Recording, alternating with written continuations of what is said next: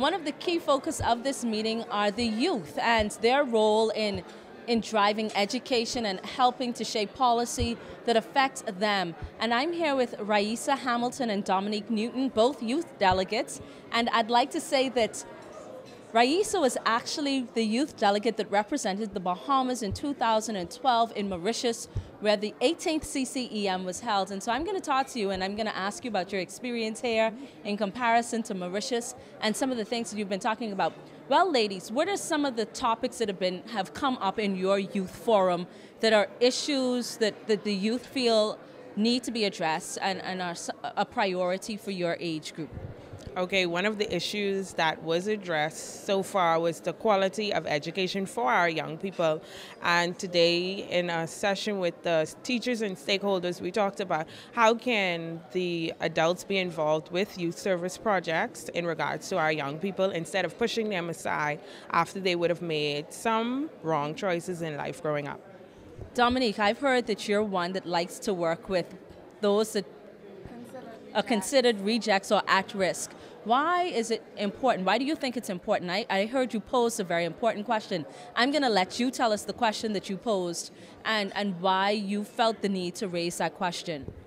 Okay, the question that I posed was, since we are here to hear the voice of the youth and for them to have a say in what's going on in our countries, the question that I posed was, how do we get those youths, even the ones who are considered rejects, involved when our scholars are having issues having their voice heard? So how do we get everyone involved with that being an issue?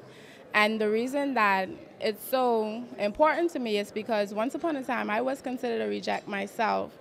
And I think that it's important for everyone's voice to be heard, not only Bahamians, but we are representing the Commonwealth. So all the countries of the Commonwealth, all of the rejects, persons with disabilities, everybody should be heard. What are some of the issues that some of your Caribbean or Commonwealth, let me not say Caribbean, your Commonwealth counterparts have raised? Some of the things that are of concern in their countries that you may not have been aware of. What seems to be the thing that's unique to some of the countries that you've heard from your young people? Okay, a lot of them talk about lack of resources and lack of assistance from their government ministers, as well as people looking down on them maybe because they may come from a poor country. But when we actually sit in our working discussions, we realize that we actually do have a lot of things in common, even though we may live on the opposite end of the world. For me, what stood out the most, we had a young lady from Africa, and she was talking about in her country how young girls are taken out of school and they're being married off.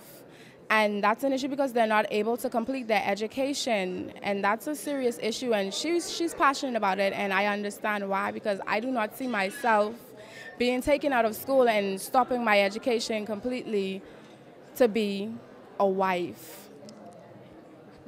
I want to ask, I know you still have a lot of things going on, but pretty soon you have to make some recommendations to the ministers, correct? Yes.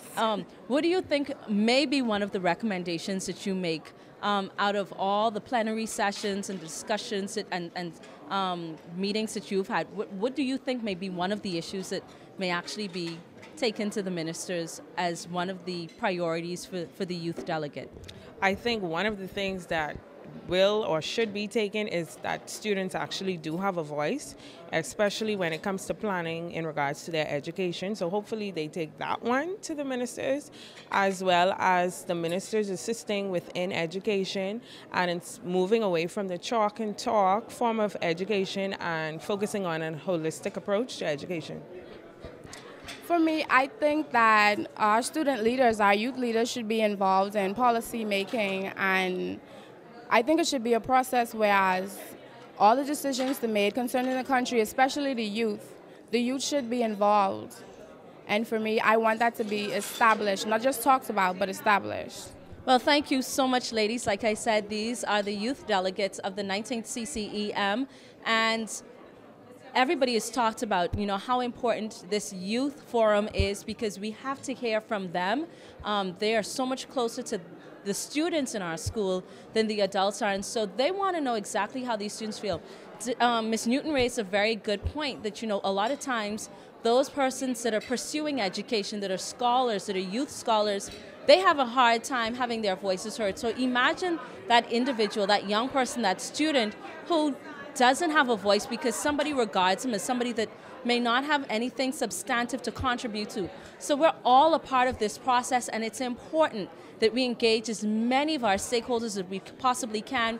This 19th CCEM has done just that. It's brought all the education stakeholders together, the ministers, the teachers, the youth, as well as stakeholders. So you have private sector here, you have people that create educational products, and so it is a holistic approach, and that's what we need to tackle this problem that's universal, that's not just unique to the Commonwealth, but it's a global issue. And we all know that education is the one thing that will change our world.